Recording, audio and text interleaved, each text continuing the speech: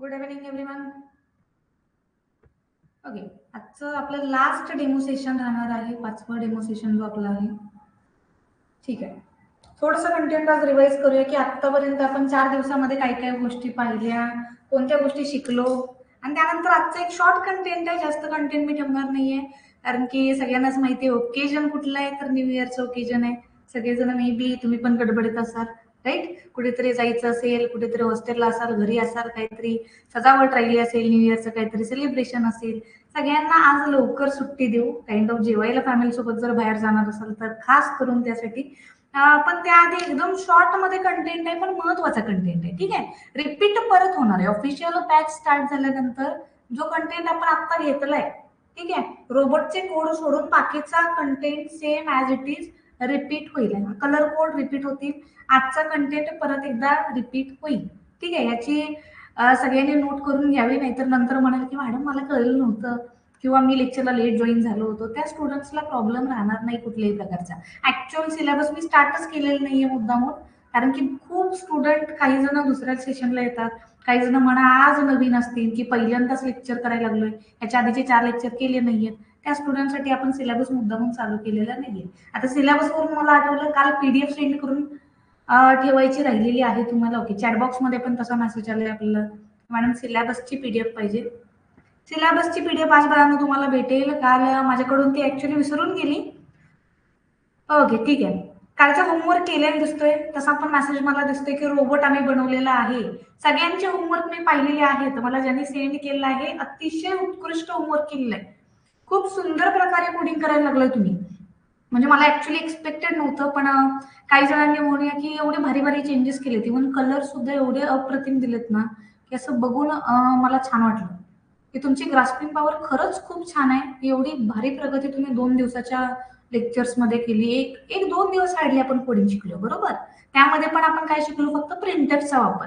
Printf सोडून बाकीचं काही शिकलोय का? नाही. तरी पण तुम्ही एवढ्या सुंदर प्रकारे युज केलंय ना. काही जणांनी इमोजीस युज केल्या मला दिसल्या. खूप सुंदर कोड तयार केलेत. काही जणांनी गाड्या बनवल्यात, काही जणांनी वेगळ्या डायग्राम पण बनवायच्या तयार केल्या आहे. जसं की काही जणांनी मला घराची डायग्राम, एक जणांनी मला कोणतरी पाठवलेली आहे. एक असा बंगलो बनवलेला आहे छोटासा, कलरफुल. अतिशय सुंदर दिसतंय ते. ठीक आहे, अशाच टाईप प्रगती आपल्याला करायची. पुढचे पण कोड असेच करायचे. शिकवणार फक्त जो कंटेंट आहे तो फक्त करून बसायचं नाहीये. त्या कंटेंटच्या पलीकडे असे ट्रायल आपल्याला मारायचे. नाही जमत आहे तर विचारायचे अडचण आली तर, ठीक आहे, पण असे ट्रायल मारायचे. तर अतिशय चांगला प्रयत्न होता म्हणून या प्रगतीसाठीचा. आता थोडंसं आपण 4 दिवसामध्ये काय काय घेतलं बघा. पहिले तर आपण सगळ्यात बेस सेशनला पहिल्या रॉयल टेक बद्दल जाणून घेतलेलं होतं की रॉयल टेक नक्की काय आहे, आम्ही तुम्हाला काय प्रोव्हाइड करणार आहे, किंवा कोडिंग ऍक्च्युअली काय असतं, बरोबर? त्यानंतर आपण थोडंसं पुढे जाऊन कोडिंगला अजून डिटेलमध्ये गेलो. त्याच्यामध्ये आपण कम्प्युटर बद्दल जाणून घेतलेलं. मग हे कोडिंग का आलं, त्याची गरज का पडली, हे थोडंसं बघितलेलं. अजूनही सीच्या हिस्ट्रीमध्ये आपण घुसलेलो नाही. सीची हिस्ट्री अजून आपण काडी मात्र पाहिलेली नाहीये. तो थेरॉटिकल पार्ट आहे, तो आपल्याला अजून पुढच्या सेशनलाच पाहिजे, टोटली थिअरीलाच. ऑफिशियल सेशन ज्या वेळेला स्टार्ट होतील त्यावेळेला आपल्याला ते बघायचं आहे, कारण की सीच्या हिस्ट्रीवर आणि सीच्या फीचरवर तुम्हाला प्रश्न असतात. सीची हिस्ट्री आणि सीचे फीचर 2 मार्काला क्वेश्चन येतो. ठीक आहे, त्यामुळे तो क्वेश्चन आला पाहिजे. प्लस सीचे फीचर जर डिटेलमध्ये आले तर तुम्हाला ते ऍक्च्युअली एक्सटर्नलला तर विचारतात, इव्हन जॉब इंटरव्ह्यूला पण सीचे फीचर्स विचारतात की सीचा जन्म कधी झालाय आणि मग ती जन्माला आल्यानंतर ती फेमस का झाली. हे क्वेश्चन बेसिक आहेत, जे की आलेच पाहिजे. ते आपल्याला थोडंसं ऑफिशियल सेशनला स्टार्ट करायचंय, कारण की आत्ता घेतलं तर मग कसं होणार की total kind of boring part होऊन जाईल. ठीक आहे, थेरॉटिकल पार्ट एवढा आपल्या मनाला छान वाटत नाही. जेवढ्या गोष्टी आपल्याला समोर दिसतात प्रॅक्टिकली त्या इंटरेस्टिंग वाटतात. Theoretical part kind of boring असतो, त्यामुळे त्याला आपण गॅप ठेवून ठेवून घेणार आहे, जेणेकरून आपल्याला कुठंही कोडिंग शिकताना असं वाटत नाही की अरे हे किती खराब आहे, अरे हे किती अवघड आहे, असं वाटूच नाही. ठीक आहे, ज्या वेळेला तुम्ही इथं कोडिंग शिकणार आहे तुम्हाला एकदम असा फील येणार आहे की अरे हे किती सोपं आहे शिकलं तर, राईट? आतापर्यंत तरी सगळ्यांचा व्ह्यू मला तसाच दिसतोय की कोडिंग सोपं आहे. कोडिंग खूप सोपं आहे ऍक्च्युअली, शिकलं तर आणि व्यवस्थितरित्या शिकलं तर. नावाला नुसतं जर वाचत राहिलं, नावाला करत राहिलं तर नावापुरतंच कोडिंग येणार आहे आणि नावापुरताच जॉब लागणार आहे. हे लक्षात फक्त ठेवायचं. अंतिम गोल मात्र विसरायचं नाही कुणी शिकायच्या नादात. ठीक आहे, प्रॅक्टिकली स्ट्रॉंग व्हायचंय, हा फायनल गोल आहे आपला. मार्क तर वाढणारच आहेत ऑटोमॅटिकली. पण प्रॅक्टिकली स्ट्रॉंग व्हायचंय हा शेवटचा गोल तुमचा असला पाहिजे.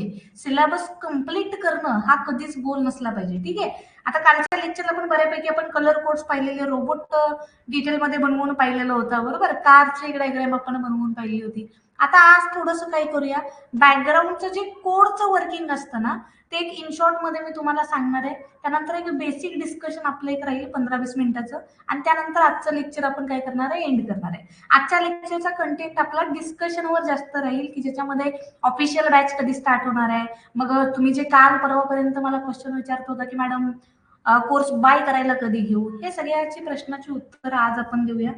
ओके, चॅटबॉक्स वाल्यांनी थोडंसं थांबायचंय, जरा क्वेश्चनवर आपल्या आळा घालायचा, 2 मिनिटं थांबा. ठीक आहे.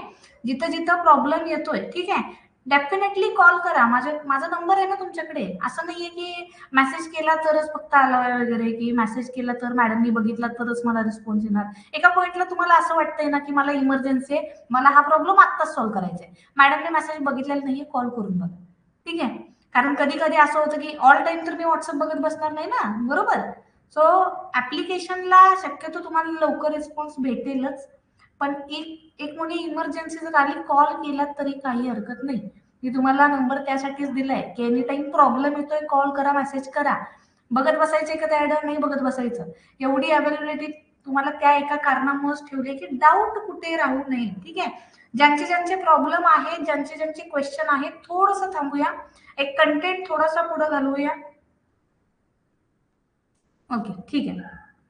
एक स्क्रीनवर बघा तुम्हाला विंडो दिसते, जी की आपली नोट्सची, पहिल्या चॅप्टरचे जे नोट्स आहेत त्याची पीडीएफ आहे ही. ठीक आहे. आता याच्यामध्ये बघा, ह्या ज्या कन्सेप्ट आहेत ह्याच्यावर क्वेश्चन विचारला जातो. ऍक्च्युली ह्या इच अँड एव्हरी कन्सेप्ट आहेत ना, ह्याच्यावर तुम्हाला इन डिटेल क्वेश्चन विचारले जातात, 2 ते 4 मार्काचे. प्लस तुम्हाला इंटरव्ह्यूला ह्या कन्सेप्ट विचारल्या जातातच. खूप बेसिक कन्सेप्ट आहेत ज्या की आपल्याला प्रोग्रामिंग मध्ये आल्याच पाहिजे. ठीक आहे. खूप बेसिक कन्सेप्ट आहेत. आता ह्या थोड्याशा कन्सेप्ट मध्ये आपल्याला हे बॅकग्राऊंडला कुठे यूज होतं हे समजणं महत्वाचं आहे, जे की तुम्हाला नॉर्मली असंच जर सिलेबस शिकायला गेला तर ते मिळणार नाहीये. आणि जेवढं तुम्हाला बॅकग्राऊंड समजतो ना बाळांनो, तेवढं कोडिंग चांगलं कळतं. त्याच माणसाचं कोडिंग चांगलं असतं ज्याला पाठीमागं काय चाललंय कळतं. ठीक आहे. कम्प्युटर नक्की कसा प्रोसेसिंग करतोय हे जोपर्यंत कळणार नाही तोपर्यंत कोडिंग मध्ये लॉजिक लागणार नाही. ओके. किंवा काय चुकतंय, कुठे प्रॉब्लेम येतोय हे तोपर्यंत कळत नाही आपल्याला. आता थोडस बघा, मी तुम्हाला इथं काय दाखवणार आहे, तर ही प्रोसेस आहे माझी, की माझा कोड नक्की एक्झिक्यूट कसा होतो, बॅकग्राऊंडला नक्की प्रोसेस इन डिटेल मध्ये काय होते. ठीक आहे. हे आपल्याला समजून घ्यायचे. आता ही झाली एक्झिक्युशनची process. Just a minute.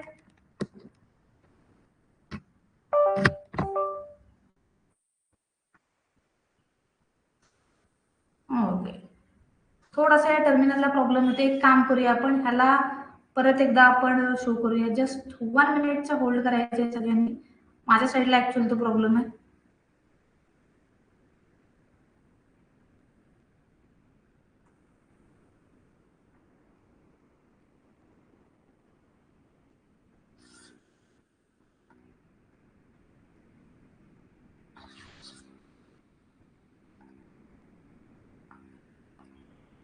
Okay, great.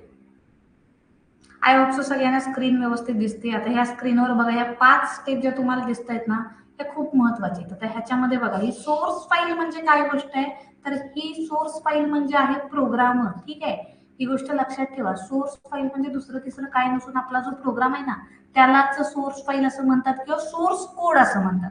हा शब्द लक्षात ठेवा.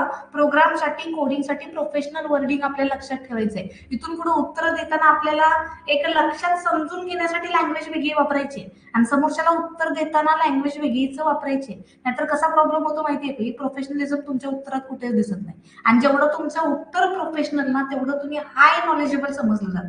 ओके. त्यामुळे नॉलेज जर एखाद्याला दाखवायचंय तर वर्ड कसे पाहिजेत, प्रोफेशनल. आता सगळ्यात पहिला प्रोफेशनल वर्ड आज आपण काय शिकलोय, सोर्स कोड किंवा सोर्स फाईल. सोर्स फाईल म्हणजे कोडची फाईल किंवा प्रोग्रामची फाईल.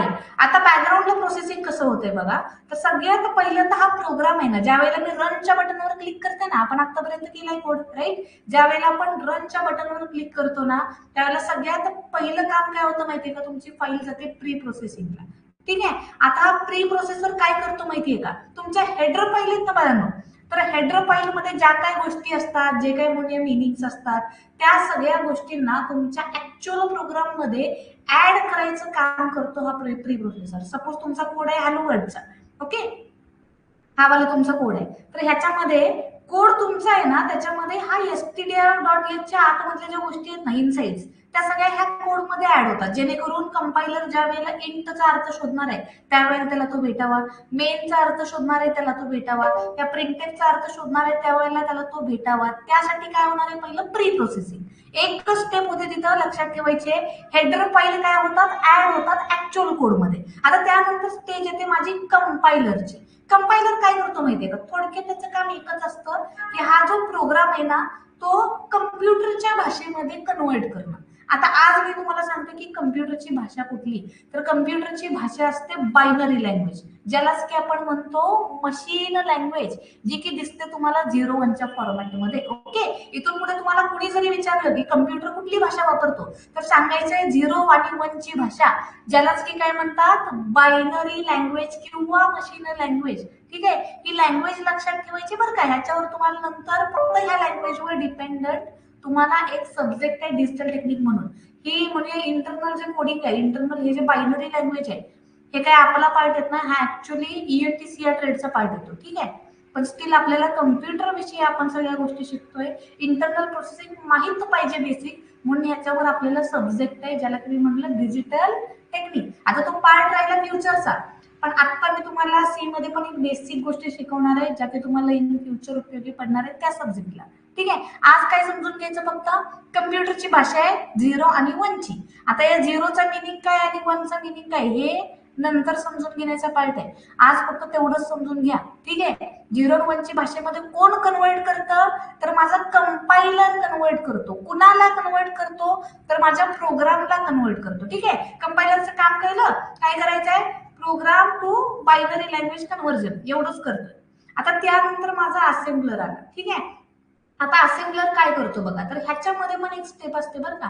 असेंब्ली लँग्वेज म्हणून एक प्रकार आहे. आता असेंब्ली लँग्वेज ही माझ्या कम्प्युटरची सगळ्यात जवळची लँग्वेज मानली जाते, जी की बेसिकली काम करते तुमच्या ट्रान्झिस्टर्सवर आणि रजिस्टरवर. ठीक आहे, आता ज्यांनी हार्डवेअर बऱ्यापैकी ऐकलेलं आहे किंवा हे ट्रान्झिस्टर किंवा रजिस्टर नाव जर ऐकलं असेल, तुम्हाला एक इमॅजिन झालं असेल की ते नक्की दिसतं कसं. ओके, तर ऍक्च्युली ते जे कंपोनंट आहेत ना माझ्या पीसीचे, त्याला पण ऍक्च्युली कोडिंग केलेलं असतं. आता तुम्ही जे पीसी एखादा उघडलं, ठीक आहे, सीपीयू कधी कुणी उघडून पाहिलंय का रे, येस, कुणी सीपीयू उघडून पाहिलेला आहे का आतमध्ये, नसेल पाहिला तुम्हाला ते सुद्धा या सेमिस्टरला होणार आहे. त्या सेमिस्टरला सीपीयू सुद्धा उघडून तुम्हाला दाखवतील.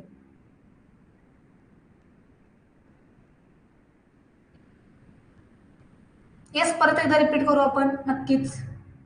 ओके, सीपीयूच्या आतमध्ये बघा, किंवा सीपीयू सोडा, जुने जर मोबाईल तुम्ही उघडले असतील किंवा एक गेम वगैरे भेटायचे बघा, ज्याच्यामध्ये हिरव्या कलरचा एक बोर्ड असायचा, ग्रीन कलरचा, त्याचे छोटे छोटे सर्किट असायचे, असे काहीतरी ड्रम असायचे, छोटेसे सेल असायचे, किंवा मध्ये मध्ये असं काहीतरी दोन साईडला वायर आणि मध्ये गोल मण्यासारखी गोष्ट असायची. असलं काहीतरी बघितलंय का रे, येस, असलं काहीतरी बघितलंय का, ग्रीन कलरचा बोर्ड ज्याच्यावर असे काहीतरी सर्किट दिसत आहेत, तिथं थोड्या थोड्याशा गोष्टी जोडलेल्या दिसत आहेत राऊंड शेपमध्ये. Okay, definitely. हा, तर त्या सगळ्या गोष्टी आहेत ना, त्यामध्येच काही कंपोनंट आहेत ज्याला की एकाला ट्रान्झिस्टर म्हणतात, एकाला रजिस्टर म्हणतात, एकाला कंडक्टर म्हणतात. ठीक आहे, ते आणि जो हिरवा कलरचा बोर्ड तुम्ही बघता ना, त्याला म्हणतात मदरबोर्ड. सीपीयू मध्ये ह्या सगळ्या गोष्ट असतात, राईट, मदरबोर्ड, ऍक्युरेट. ठीक आहे, तर ह्याच्याबद्दल ह्याला म्हणतात, त्याला वापरतात असेंब्ली लँग्वेज, आणि ती मुळात असते कम्प्युटरच्या सगळ्यात जवळची लँग्वेज, कारण की ऍक्च्युअल कम्प्युटरला जोडलेले जे कंपोनंट आहेत ना त्या ग्रीन बोर्डवरचे, त्याच्याशी कम्युनिकेशन करायचं किंवा त्याच्याशी म्हणूया एक आपले जे व्यवहार आहेत सगळे कॅल्क्युलेशनचे, ते पार्ट करण्याचं प्रोसेसिंग काम करते असेंब्ली लँग्वेज. ठीक आहे, त्यामुळे ती सगळ्यात जवळची लँग्वेज आहे. त्यामुळे फायनल तुमचं जे प्रोसेसिंग होणार आहे ना, ते कुठं होणार आहे, तर असेंब्लर पाशी होणार आहे, हे लक्षात ठेवायचं. ओके, ही प्रोसेस नक्की लक्षात ठेवायची आहे. कोड तुमचा कसा प्रोसेस होतो हे जर कळलं नाही तुम्हाला तर काय उपयोग नाहीये आपला. ओके, एवढ्या स्टेज आहेत, डिटेलमध्ये तुम्हाला कोड विचारणार नाहीये. डिटेलमध्ये 3च कन्सेप्ट पेपरला येतात, कंपायलर, असेंब्लर, लिंकर, ज्याची की मी खाली डेफिनेशन सुद्धा मांडलेली आहे. ठीक आहे, आता हे डेफिनेशन लक्षात ठेवायचे आहे, तुम्हाला ते इंटरव्ह्यू सुद्धा सांगायचे आहेत. असं नाहीये की सिलेबस दिला, पेपर झाला, संपला विषय. इंटरव्ह्यूला पहिला क्वेश्चन तोच येतोय, कंपायलर मध्ये आणि इंटरप्रिटर मध्ये फरक सांग. ठीक आहे, कुठलाही तुम्ही टेक्निकल इंटरव्ह्यू घ्या, त्याच्यामध्ये डेफिनेटली 100% हा समोरून क्वेश्चन तुम्हाला येतो की what is compiler, what is interpreter. आणि हा पहिलाच क्वेश्चन जर आला नाही ना तर आपल्याला तिथूनच दरवाजातून बाहेर काढतात. ठीक आहे, कारण की अतिशय बेसिक क्वेश्चन आहे आणि हा आलाच पाहिजे as a computer engineer. Okay, ठीक आहे. थोडंसं आता पुढे जाऊ. लिंकर काय करतो बघा. आता इथपर्यंत आपण काय बघितलं, प्रोग्राम इथवर येतोय, प्री प्रोसेसर पशी येतोय, माझ्या हेडर फाईल इथं काय होत आहेत, ऍड होत आहेत. ओके, एवढी स्टेज कळली. खाली आलो, इथून प्रोग्रामचं कन्व्हर्जन झालं बायनरी पशी, बायनरी पासून आलो आपण असेंब्ली लँग्वेज पशी. आता इथून काय होतं, माझं आउटपुट जनरेट व्हायला लागलं असतं. आता आउटपुट जनरेट होऊन जातं कुठं माहितीये का, ह्या लिंकर पशी. आता लिंकरचं काम काय असतं माहितीये का, जे माझं आउटपुट आलेलं असतं ना त्याला गोळा करायचं आणि बाकीचे जे गरजेच्या गोष्टी असतात, बाकीचे जे मॉड्यूल असतात आतमधले इंटरनल, की ज्यांचा वापर करून ते मला स्क्रीनवर दिसणार आहे. ठीक आहे, त्या सगळ्या गोष्टी मर्ज करायचं काम कोण करतं, लिंकर करतो. आणि नंतर शेवटला जे माझं दिसतं ना तर त्याला मी म्हणते माझं आउटपुट. ठीक आहे, आता आउटपुट म्हणजे कसं, तर आपल्या ब्लॅक स्क्रीनवर जे गोष्ट दिसते ना त्याला आपण काय म्हणतो, आउटपुट स्क्रीन. आणि त्याच्यावर जे दिसणार आहे त्याला आपण म्हणणार आहे माझं आउटपुट. ठीक आहे, आता हे फक्त मी रफ मध्ये तुम्हाला सांगते, इन शॉर्ट मध्ये. ह्याला अजून डिटेल मध्ये आपल्याला परत ऑफिशियल बॅचला घ्यायचं, जिथं की मी हे डॉट आय काय आहे, डॉट एस काय आहे, डॉट ओ काय आहे, ह्या सगळ्या गोष्टी तुम्हाला समजवणार आहे. ह्या गोष्टी माहिती पाहिजेत. डिटेलमध्ये जेवढं तुम्हाला माहित असेल तेवढं पुढचं प्रोग्रामिंग करताना तुम्हाला गोष्टी कळतात. आता लक्षात फक्त काय ठेवायचं आहे, मेन माझा कोड इथून. ओके, प्रोग्राम रन केल्यानंतर रनचं बटन दाबून माझी ही ब्लॅक स्क्रीन दिसते ना.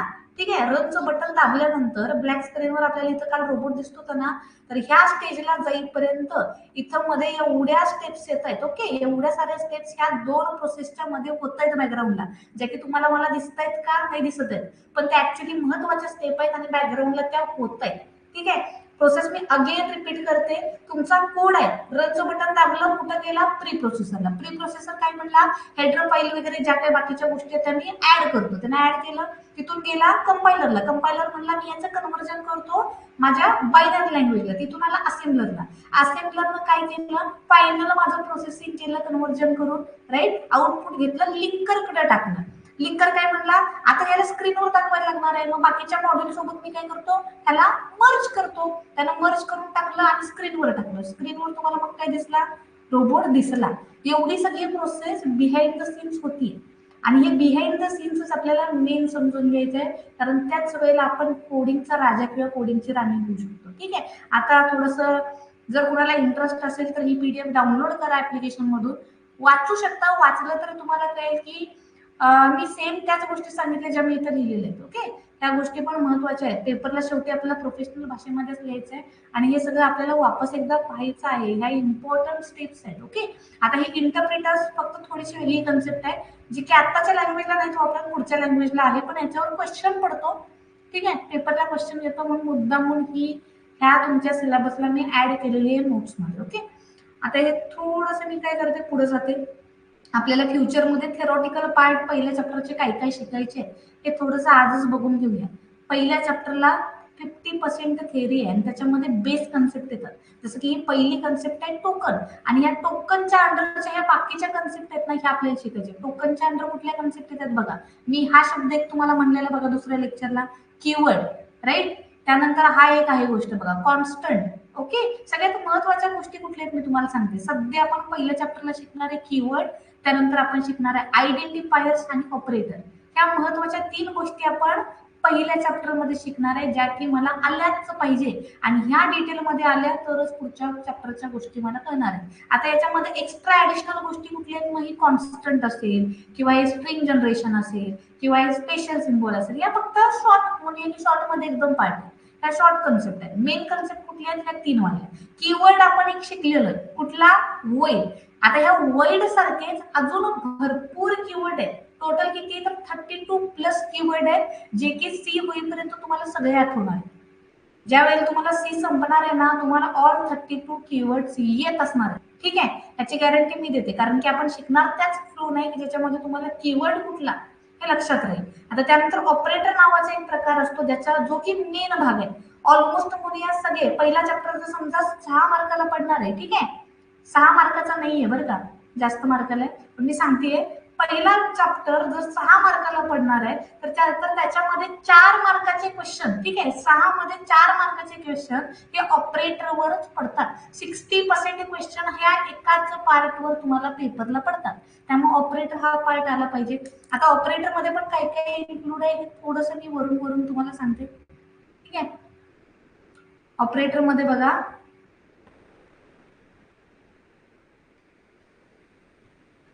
ठीक आहे, आलो आपण ऑपरेटर. ऑपरेटर मध्ये बघा बेसिक तुमचे मॅथमॅटिकल ऑपरेशन आहे, त्यानंतर ह्याच्यासारखेच इन्क्रीमेंट डिक्रीमेंट आहेत, असाइनमेंट आहे, त्यानंतर माझ्याकडे लॉजिकल कीवर्ड्स आहेत, फक्त बघून घ्यायचंय. हे असाइनमेंट ऑपरेटर आहेत, असेच माझ्याकडे लॉजिकल ऑपरेटर आहेत, बीट वाईज ऑपरेटर आहेत. आता महत्वाचे कुठले आहेत आपल्याला, यातले रिलेशनल आणि लॉजिकल, कारण की प्रत्येक प्रोग्राम मध्ये तिथून पुढे आपल्याला ते वापरायचे, ठीक आहे. आता हे बीट वाईज आहेत ना, हे ऍक्च्युली नावापुरते विचारले जातात. ह्याचं बॅकग्राऊंड वर्किंग कॅल्क्युलेशन आपल्याला येत नाही, कारण की ह्याचं कॅल्क्युलेशन कोण करतं तर कम्प्युटर करतो बॅकग्राऊंडला.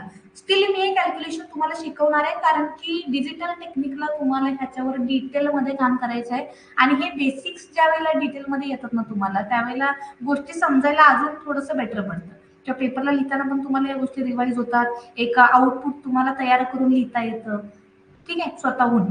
त्यामुळे कसं होतं की पेपरचं तुमचं एक रिप्रेझेंटेशन आहे ना अजून बेटर बनतो. पेपर जेवढा चांगला ना तेवढे मार्क हायच भेटतात. ज्याचं प्रॅक्टिकल नॉलेज चांगलं आहे, ज्याला प्रोफेशनल वर्ड्स चांगले कळतात ना कोडिंगचे, त्याचा पेपर ऑटोमॅटिकली चांगलाच बनतो. फक्त सुधरवायचं काय असतं, हँडरायटिंग. हँडरायटिंग शेवटी तुमच्याच हातात आहे, मी त्याला काहीही करू शकत नाही. आणि ऑलमोस्ट म्हणूया आपले 70% कम्प्युटरच्या लोकांचं इन फ्युचर हँडरायटिंग बिघडतं.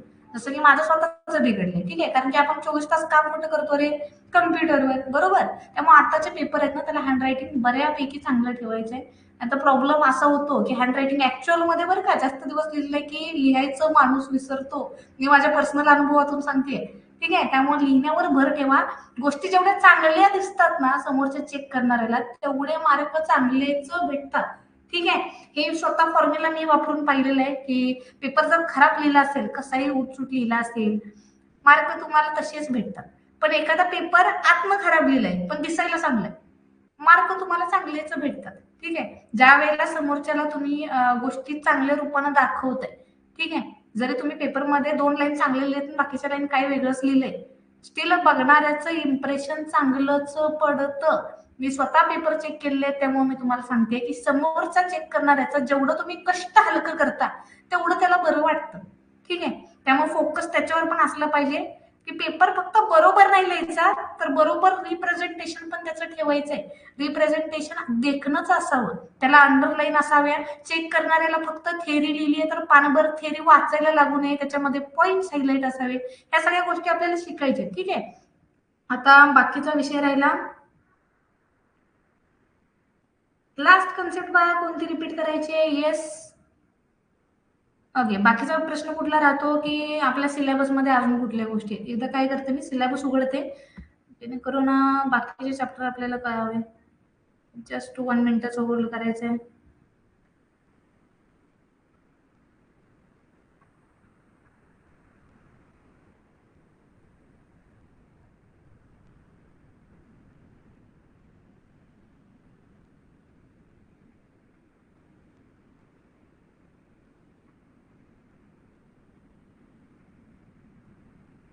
ओके. मॅन्युअल जर तुम्हाला सिनियर्सने असं सांगितलं असेल की मॅन्युअल वगैरे गेल्या वेळेला नव्हते आले, ठीक आहे, एक क्वेश्चन त्या रिलेटेड आपल्याला दिसतोय. मॅन्युअल गेल्या वेळेला नव्हते, ह्या वेळेला मॅन्युअल आलेलं आहे, ठीक आहे. त्यामुळे तुम्हाला मॅन्युअलच फॉलोअप होणार आहे पुढे, आणि मॅन्युअल पण आपण देऊया, ठीक आहे. मॅन्युअल मध्ये मे बी इथं काही लोक असे पण असतील की जे दुसऱ्या स्कीमचे आहेत किंवा दुसऱ्या ह्याचे आहेत, म्हणूया की प्रायव्हेट कॉलेजचे वगैरे लोक. आणि काळजी करू नका, सगळं काही व्यवस्थित फॉलो केलं जाईल. तुमचा सिलेबस आणि MSBTच्या सिलेबसमध्ये काही सुद्धा फरक नसतो, ठीक आहे. त्याचं टेन्शन मात्र घेऊ नका. अरे MSBTचा सिलेबस वेगळा राहणार का आमच्यापेक्षा, वेगळा नसतो सिलेबस, सेमच असतो.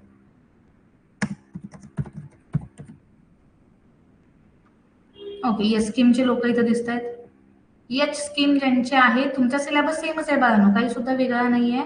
तुमच्या सिनियर्सची जरी फॉलोअप तुम्ही घेतला आपल्या क्लासला असणाऱ्या, तुम्हाला सिलेबस सेमच दिसेल, काही सुद्धा डिफरन्स नाहीये त्याच्यामध्ये, ठीक आहे. नावाला फक्त तुमच्या स्कीम वेगळे आहेत, काही जणांचे ऑटोनॉमस असू शकते, ठीक आहे.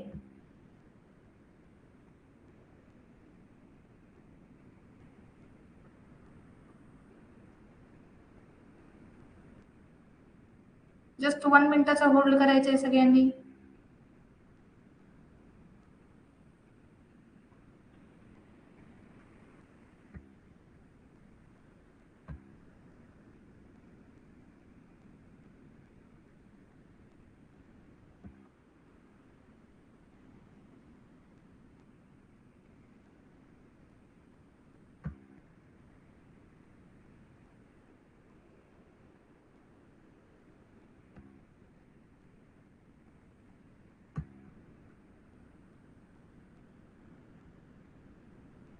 येस, कम्युनिटीच्या ग्रुपवर जे जे जॉईन नाही त्यांना लिंक दिली जाईल. Don't worry about it. सध्या मी जे स्क्रीन शो करणार आहे त्याच्यावर फक्त फोकस करा.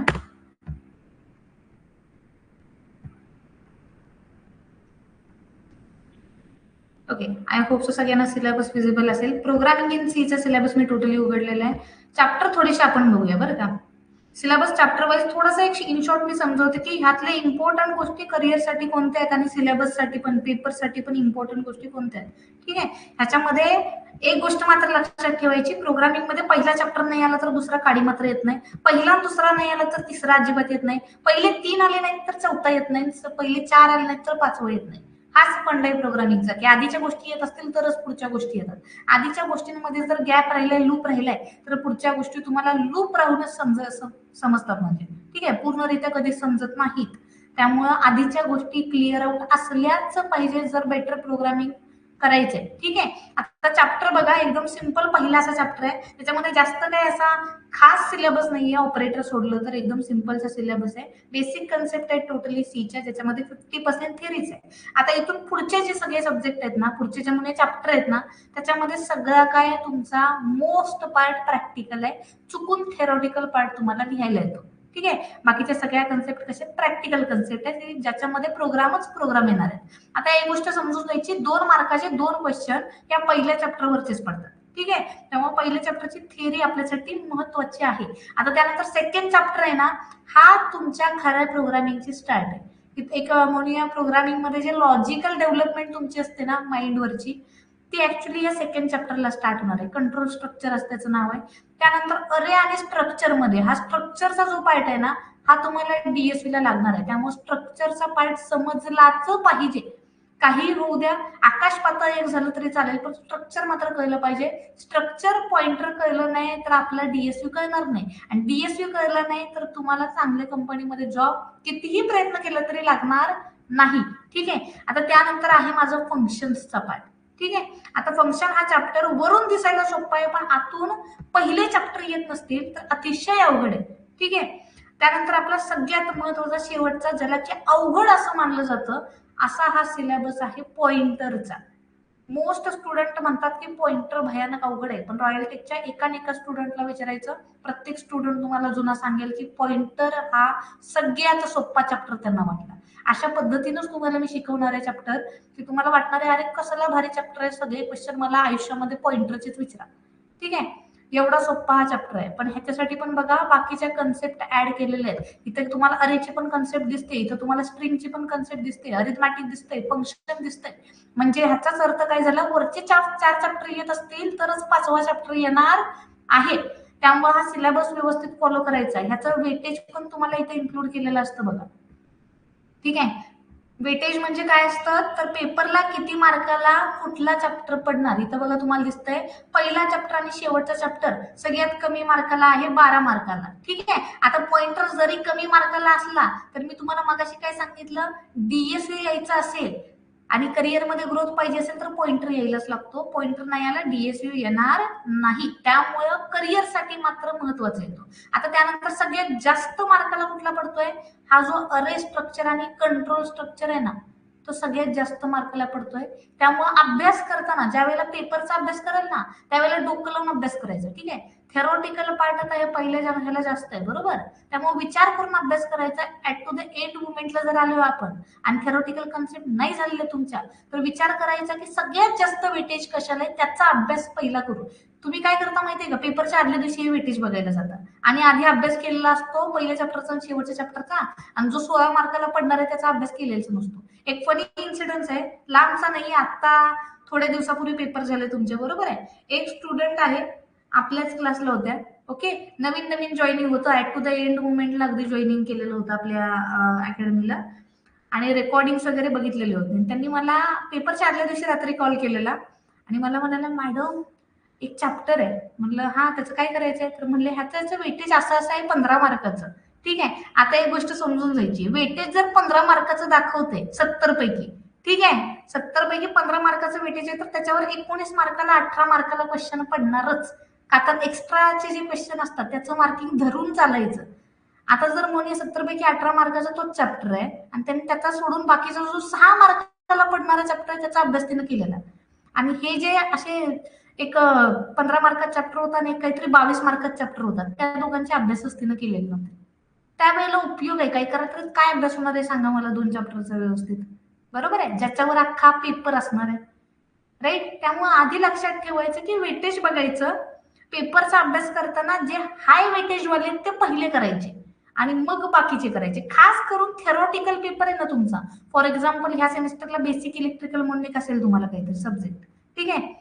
लक्षात ठेवायचं की तो थेरॉटिकल सब्जेक्ट आहे. थेरॉटिकल सब्जेक्टला हाय वेटेज वाले आधी करा आणि मग नंतर बाकीचे पार्ट्स करा. नाहीतर आयुष्यामध्ये नंतर ते रिग्रेट पेपरला बसले होतो की अरे मी जो चॅप्टर केला नाही त्याच्यावरचे सगळे क्वेश्चन, अशी गत आणायची नाहीये, ठीक आहे. त्यामुळे अभ्यास करताना सिलेबस बघून करा, नाही समजत आहे विचारा. आता हे मॅन्युअलचं पण मी एक्सप्लेन केलेलं होतं सगळ्यांना मागे, राईट, की सीला तुम्हाला प्रोजेक्ट पण आहे, मॅन्युअल पण आहे, प्रॅक्टिकल पण आहे, तुम्हाला एक्सटर्नल एक्झाम होणार आहे. ह्या गोष्टी मी सांगितलेलं होतं. ह्या गोष्टींवर फोकस करा आणि अभ्यास तसाच करा. तुमच्या आयुष्यातली पहिली एक्सटर्नल एक्झाम तुम्ही सीचीच देणार आहे आणि टोटली म्हणूया तुमच्या लाईफमध्ये तुमचा जो पाथ आहे ना, तुमच्या इंटरनल फॅकल्टी समोरचा किंवा तुमची इमेज आहे ना, ही ह्याच सब्जेक्टवर बनते. तुमचा जो कॉलेजमध्ये स्टाफ आहे ना, तो शक्यतो एक्सटर्नल एक्झाम मध्ये फोकस करून असतो तुमच्यावर, ठीक आहे.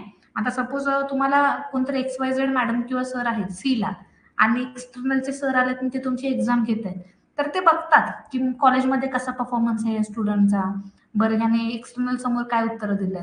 जर तिथं तुमचा परफॉर्मन्स एखाद्या स्टुडंटचा एकदमच डाऊन दिसला ना आणि नंतर जरी त्यांना वाढवायचा प्रयत्न केला तरी इंटरनल टीचर्सच्या समोर त्याची इमेज खराबच राहते आणि त्याला मार्क कमीच भेटतात, कारण की एक माइंडसेट बनलेला असतो समोरच्या व्यक्तीचा. तुमच्या टीचरचा माइंडसेट काय बनणार आहे की अरे ह्यानं पहिल्या सेमिस्टरला दुसऱ्या सेमिस्टरला अभ्यासच केला नव्हता, आत्ता कुठला करणार आहे. त्यावेळेला तुम्ही केला असला, ठीक आहे, ग्रुप प्रोजेक्ट आहे, ग्रुप प्रोजेक्ट मध्ये जरी तुम्ही प्रोजेक्ट बनवलाय पण तुमच्या टीचर समोर तुमची इमेज गेल्या 2 सेमिस्टरची खराब आहे, तुमच्या मित्राची जर चांगली आहे तर त्या मित्रालाच चांगले मार्क भेटणार, तुम्हाला कमीच भेटणार, कारण तुम्ही ओरडून नाही सांगू शकत. कारण पहिल्या सेमिस्टरला इमेज खराब करण्यामध्ये हात कोणाचा असतो, आपलाच असतो. ह्या थोड्याशा इंटरनल गोष्टी लक्षात ठेवा बरं का. मी असं काही म्हणत नाही की दुश्मनी वगैरे कुणाची कुणाची असते, फक्त एक इमेज बनवून जाते. ऍज अ टीचर म्हणून मी सांगते की एक समोर बसलेल्या व्यक्तीवर एक रिसर्च काइंड ऑफ तुमच्यावर केला जातो की अरे ह्या स्टुडंट, डिस्कशन होतात बरं का, बॅकग्राऊंडला डिस्कशन होतात की अरे हा स्टुडंट अभ्यास करत नाही, हा स्टुडंट खूप चांगला आहे, असे डिस्कशन चालू असतात बॅकग्राऊंडला आणि त्याच्यावरच तुमचे इंटरनल ऍक्च्युली ठरलेले असतात. ज्या वेळेला थर्ड इयरला तुम्ही जाता ना त्यावेळेला इंटरनल मार्कची तुम्हाला व्हॅल्यू द्याल. शेवटच्या 2 सेमिस्टरला इंटरनल मार्कमुळे तुमची टक्केवारी वाढते आणि एका 0.1च्या ह्याच्यामध्ये काही लोकांना कॉलेज न भेटल्याच्या केसेस मी बघितल्यात. कारण की डिप्लोमा झाल्यावर कॉलेज कमी असतात बाळांनो, ठीक आहे. आपल्याला ऍडमिशन घ्यायला जागा कमी असतात आणि डिप्लोमाचा बाहेर पडणारा क्राऊड जास्त असतो आणि त्या केसमध्ये चांगल्या चांगल्या स्टुडंटला पण ऍडमिशन भेटत नाहीत. खास करून ओपनच्या मुलांनी लक्षात ठेवायचंय, आपले मार्क चांगलेच असले पाहिजे. मार्क चांगले नसतील तर प्रॉब्लेम आपल्याला हा फेस करायला लागू शकतो की ऍडमिशन भेटलं नाही, ठीक आहे. मग कुठेतरी रॅन्डम ठिकाणी ऍडमिशन घेऊन बसावं लागेल, ठीक आहे. त्यामुळे मार्क शक्यतो चांगलेच ठेवा. तो प्रश्न आता तुम्ही डोक्यामध्ये आणू नका की इन फ्युचर मग चांगलं खूप कॉलेज पाहिजे असेल तर त्यासाठी फायनान्शियली पण स्ट्रॉंग लागतं, मग त्यासाठी माझी फायनान्शियल कंडिशन पण चांगली पाहिजे किंवा तिकडे जाऊन राहायची माझी तयारी पाहिजे, लांबचं कॉलेज नको, हे विचार आणू नका डोक्यात. बेस्ट आपल्यासाठी करिअरसाठी काय आहे हे फक्त डोक्यात धरा आणि त्यानुसारच अभ्यास करा, ठीक आहे.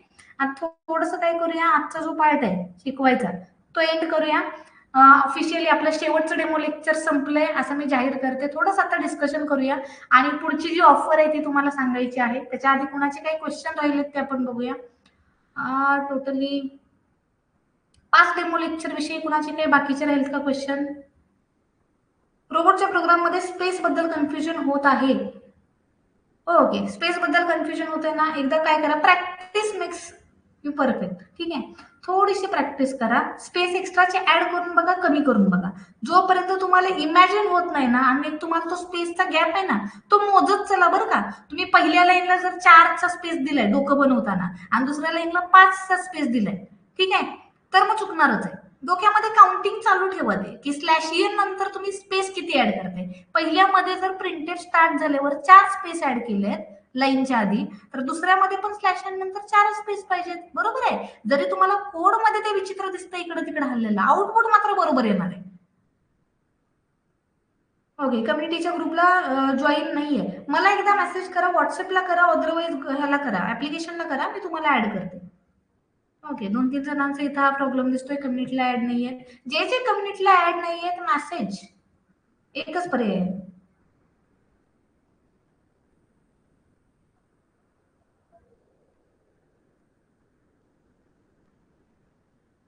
ओके सानिया, तुम्हाला पण कम्युनिटीच्या जॉईन, ओके कम्युनिटीच्या ग्रुपला जॉईन नाहीये, मेसेज करा बघा एकदा. येस, ह्याचीच पीडीएफ ऍक्च्युली व्हॉट्सअपला काल रात्री पाठवायची होती, पण माझ्या लक्षात नाही राहिलं आणि मी विसरून गेले. तुम्हाला कोड पाठवायच्या नादात मी ऍक्च्युली ही फाईल विसरून गेले पाठवायची, त्यामुळे राहून गेली. आता आजचं लेक्चर झाल्यावर तुम्हाला ही मी फाईल पाठवते. ठीक आहे.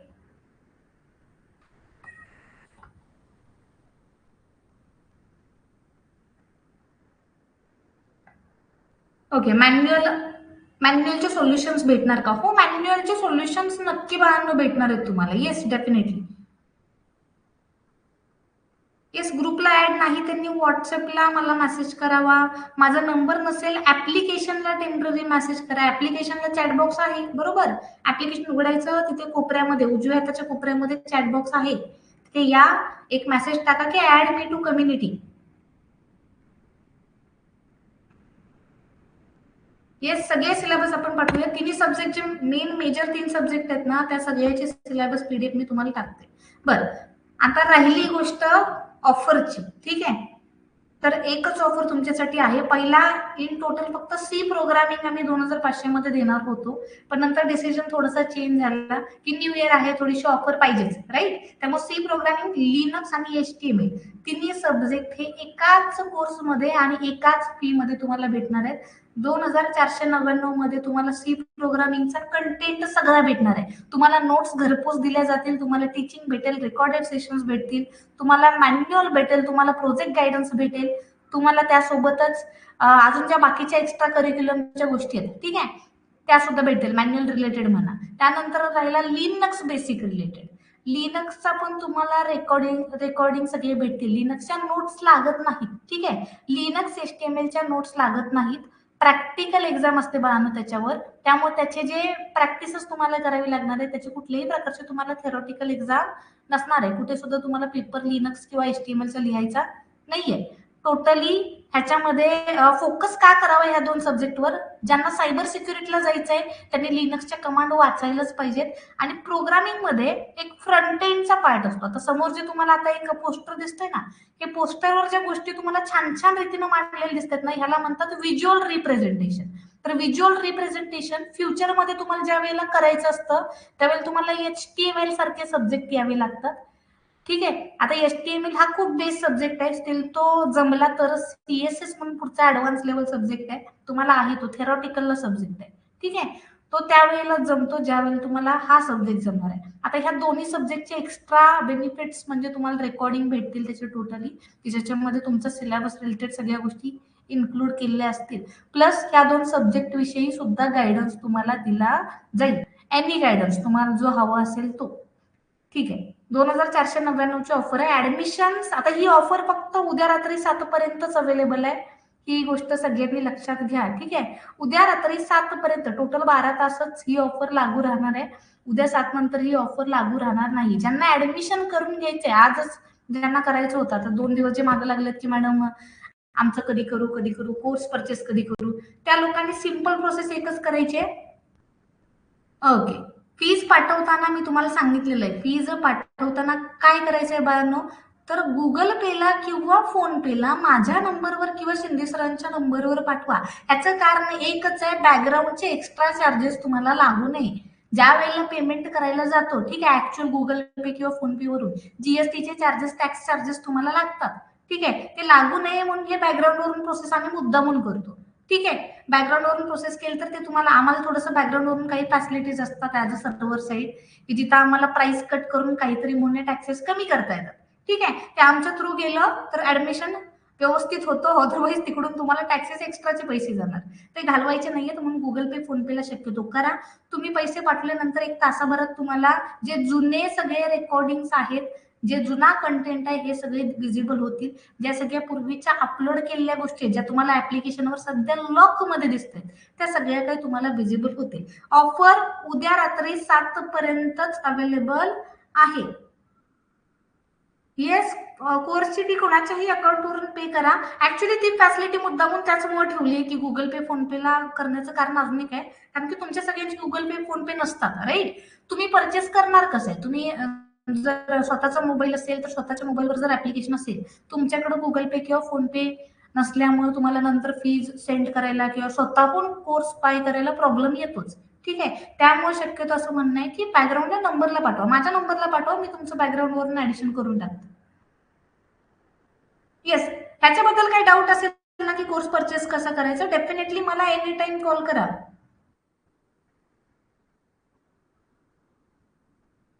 ओके, बाकीचे कुणाचे काही डाऊट राहिलेत करे? ऑफिशियल बॅच कधी स्टार्ट होणार आहे? ऑफिशियल बॅच 6 तारखेला स्टार्ट करणार आहे आपण, 6 जानेवारीला. ह्याचं कारण एकच आहे, गॅप देणार नव्हतं ऍक्च्युली, पण नंतर थोडासा विचार केल्यावर एक गोष्ट लक्षात आली की जानेवारी फेब्रुवारी नंतर आपल्याला थोड्या सुट्ट्या नाही येत नंतर तुम्हाला. ठीक आहे, आणि आपला फॉर्मॅट कसा असतो शेड्यूलचा माहितीये का? टोटल 5 दिवस आपले शुक्रवारपर्यंत लेक्चर होतात.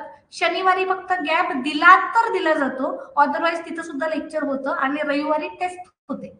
वीकली टेस्ट असतात, त्यामुळे तुम्हाला गॅपच भेटत नाही, नंतर तुम्हाला रिलॅक्स करायला वेळ भेटणार नाही.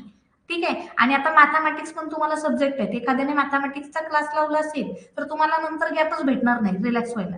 त्यामुळे डोकं थोडंसं शांत करण्यासाठी, प्लस भरपूर स्टुडंट अजून सुद्धा कॉलेजसाठी हॉस्टेलला आलेले नाहीयेत, हे मला माहिती आहे. उद्या येणार नाहीये तुम्ही कॉलेजला, हे पण मला माहिती आहे. ठीक आहे, जोपर्यंत आता तुम्ही 5 दिवस म्हणा की काही जणांचा प्लॅन असेल 6 तारखेला कॉलेजला जायचं, काही जणांचा प्लॅन असेल 2-3 दिवसांना जायचं, ह्या गडबडीमध्ये तुम्ही असणार की ट्रॅव्हलिंग आलं, घरून तिकडं हलणं आलं, काही जणांचे हॉस्टेल उघडले नसतील, अशा काही केसेस आल्या. ठीक आहे, त्यामुळे थोडंसं आपण रिलॅक्स घेतोय, मध्ये 5 दिवसाचा गॅप देतोय. 6 तारखेला करेक्ट ऑफिशियल बॅच स्टार्ट होईल. 1, 2, 3, 4, 5 तारखेला लेक्चर अजिबात नसणार आहे. जरा सुट्टी एन्जॉय करा, कारण शेवटची सुट्टी आहे, नंतर सुट्टी नाही आयुष्यात तुम्हाला. तुम्ही सुट्टी पाहिजे म्हणलं तरी मी सुट्टी देणार नाही, रविवारची टेस्ट असणारच आहे. येस, माझ्या नंबरवर जरी अमाऊंट सेंड केली तरीही चालतंय. ऑफिशियल बॅचला पण लेक्चरचा टाइम सेमच राहील, कारण मोस्ट कम्फर्टेबल टाइम बाळांनो हाच राहतो तुम्हाला, राईट. नंतर मेस असतात तुमच्या, सकाळ सकाळी काही जणांना कंटाळा येतो उठायचा, राईट. सकाळी लेक्चर घेतलं तरी मग कॉलेजची गडबड वेगळीच. काही जण म्हणूया जे प्रायव्हेट कॉलेजचे आहेत त्यांचं कॉलेज सकाळी असतं, ठीक आहे, 9 वाजल्यापासून कॉलेज असतं, तर त्या मुलांना सकाळची बॅच करायला जमत नाही, बरोबर. त्यामुळे मुद्दामून संध्याकाळचं कम्फर्टेबल टाइम आपण ठेवलंय, रिलॅक्स मध्ये लेक्चर होऊन जातं, राईट. अरे बापरे! एक जणांची मेस 7 ते 8 मध्ये असते. थोडंसं आपल्याला काहीतरी ॲडजस्ट करावं लागेल. इन फ्युचर जर आपल्याला टाईम हा ॲडजस्ट करता आला, तर आपण 7:30 ला करू. ठीक आहे. टाईम हलू शकतो. ठीक आहे. स्टार्टिंगला फक्त करणं महत्वाचं आहे. रेकॉर्डिंग आहे त्यासाठी, त्याची काळजी करू नका. आणि असं मी म्हणलेलं नाहीये की लेक्चरला नसाल तर मी डाऊट सॉल्व्ह करणार नाहीये. टाइम बद्दल आपण नंतर डिस्कशन करू शकतो. ऑफिशियल बॅच स्टार्ट झाल्यावर तुम्हाला कम्फर्टेबल असेल त्यानुसार सगळ्यांची मतं घेऊन आपण टाइम ऍडजस्ट करू वाटल्यास. ठीक आहे, पण ऑफिशियल बॅच स्टार्ट होऊ द्या 6 तारखेला, त्यानंतर आपण परत एकदा डिस्कशन करू या गोष्टीवर, की टाइम कुणाकुणाला कम्फर्टेबल आहे, कुणाला नाहीये, मग ह्याचं सोल्युशन काय काढायचं, ते सगळं आपण डिस्कशन करू. येस, नक्कीच ह्या गोष्टीवर डिस्कशन करू, डेफिनेटली काळजी करू नका रे त्याबद्दल. येस, रेकॉर्डिंग लेक्चर आहेत. डेमोचे रेकॉर्डिंग तुम्हाला दिसत नसतील, डेमोचे रेकॉर्डिंग तुम्हाला ऍक्च्युली डाउनलोड करता येत नाही. ठीक आहे, एकच प्रॉब्लेम असतो, डेमोचे लेक्चर तुम्हाला डाउनलोड तेव्हाच करता येतात ज्यावेळेला तुम्ही कोर्स बाय केलेला असतो.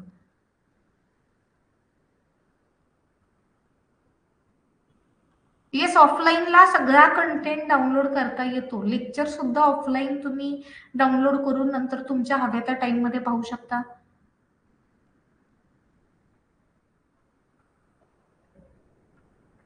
क्लासच्या टाइम बद्दल नक्कीच आपण तो विचार करू, त्याबद्दल डिस्कशन करू. पहिल्या दिवशीच तरी आहे तेच ठेवूया, राईट? पहिल्या दिवशीच टायमिंग आपण 6 तारखेचं तेच ठेवूया आणि आपण 6 ते 7 तारखेला त्यावर डिस्कशन परत एकदा करू की किती आपल्याला कम्फर्टेबल काय राहते ते. डेमोस्ट्रेशन 4 विजिबल नाहीये. डेमोस्ट्रेशन 4 विजिबल असेल रे, एकदा जाऊन चेक करा. नसेल, तुम्हाला पर्टिक्युलरली नसेल तर मला तसा मेसेज टाका. Again, ma'am, why did you decide to be a teacher? That's a personal question actually. 99% teacher हे बाय चान्स झालेले होतात. माझं डिसाईड करताना ऍक्च्युली टीचर मला वेगळ्या सब्जेक्टचं बनायचं होतं, पण चुकून आता कम्प्युटरचं झालेलं आहे. त्यामध्ये काही नाही करू शकत, राईट? कम्प्युटरच्या ऍक्च्युली कन्सेप्ट माझ्या स्ट्रॉंग असल्यामुळे नंतर मी ह्या फील्डला चेंज केलं. ऍक्च्युअल मी टीचिंगमध्ये गोल माझा मॅथमॅटिक्समध्ये होता. मॅथ्सची तयारी जोरात केली होती, पण ऍक्च्युअलमध्ये असं झालं की ऍडमिशन डिप्लोमाला घेतलं आणि डिप्लोमाला आल्यावर 1 वर्षानंतर तुमचा आणि मॅथचा काही मात्र संबंध राहत नाही. त्यामुळे मी नंतर स्विच केले कोडिंगला. ओके, टीचर हा अल्टिमेट गोल होता, पण ऍक्च्युली प्रोग्रामिंग मध्ये टीचिंग हा गोल नव्हता माझा. Yes, definitely. चर्चा आपली खूप वेगळ्या दिशेला आय गेस जायला लागली. काही जणी इथं क्वेश्चन मला विचारलेले आहे, do you watch anime or something like that. आता याचं उत्तर काय द्यावं मला समजत नाही. तुमची जनरेशन खूप ऍक्च्युली स्पीडवाली जनरेशन आहे. खूप लवकर नवीन ट्रेंड कॅच करता तुम्ही ऍक्च्युली. येस, आमची जनरेशन ओल्ड असली तरी पण सगळ्या तुमच्या जनरेशनच्या गोष्टी बऱ्यापैकी मला माहिती आहेत. तुमचा अॅनिमे असू द्या, तुमचे के पॉप असू द्या. Yes, I know, I know. Offer उद्या संध्याकाळी 7 पर्यंत आहे. रिपीट मी सांगते, ऑफर उद्या संध्याकाळी 7 पर्यंत आहे. येस, बाकी कुणाचा काही स्पेशल प्रॉब्लेम असेल, कॉन्टॅक्ट मी. कॉल करावा, तुमचा प्रॉब्लेम सॉल्व्ह करून घ्यावा. ओके, उद्यापासून न्यू इयर स्टार्ट होत आहे. ह्या वर्षामध्ये जे काही कामे केलेली असतील, ह्या वर्षामध्ये ज्या काही चुका केलेल्या असतील, ह्या वर्षामध्ये जे काही चांगले कामं पण केलेली असतील, सगळ्यांना परत एकदा रिवाईज करायचंय, आठवायचंय. जी चांगली कामं केल्यात त्याला अजून चांगल्या रीतीनं पुढच्या वर्षाला करा आणि ज्या चुका केल्यात त्यांना उद्यापासून सुधरवायचा ट्राय करा. उद्याच्या दिवशी तरी ऍटलीस्ट सगळ्यांनी लवकर उठायचा प्रयत्न करा, नाहीतर वर्षभर परत लेट उठाल. ओके, सगळे घरच्यांची मन ऐकलीच असेल तुम्ही, बरोबर आहे? पहिल्या वर्षी जे काम पहिल्या दिवशी आपण करतो तेच वर्षभर करतो. त्यामुळे उद्याच्या दिवशी ऍटलीस्ट काय करायचंय, स्पीडनं काहीतरी नवीन करा, काहीतरी तुमची प्रगती होईल अशा ऍक्टिव्हिटीज उद्या करा, जेणेकरून वर्षभर परत त्याच स्पीडनं त्याच पॉझिटिव्हिटीने आपण बाकीची कामं करू. तुमच्या आणि तुमच्या कुटुंबाला नवीन वर्षाच्या खूप खूप शुभेच्छा. हे नवीन वर्ष अतिशय समृद्धीचं, सुखाचं आणि शांततेचं तुम्हाला जावो. येस, कोर्सची प्राइस 2499च आहे. ओके, बाकी आय होप सो सगळ्यांचे डाऊट संपले असतील. Again happy new year to all.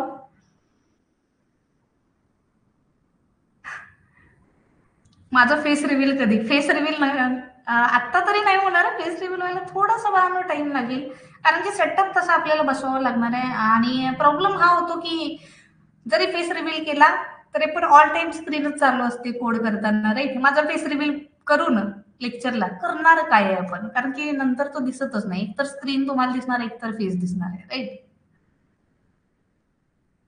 Okay, बाकीच्या ज्या गोष्टी आहेत आपण नंतर बघूच. आता तरी सगळ्यांचा निरोप मी घेते. अगेन भेटूया आपल्या ऑफिशियल बॅचच्या फर्स्ट सेशनला 6 तारखेला. तोपर्यंत have a great holidays, happy new year again. आणि आजचं लेक्चर मी इथेच थांबवते. Good night everyone.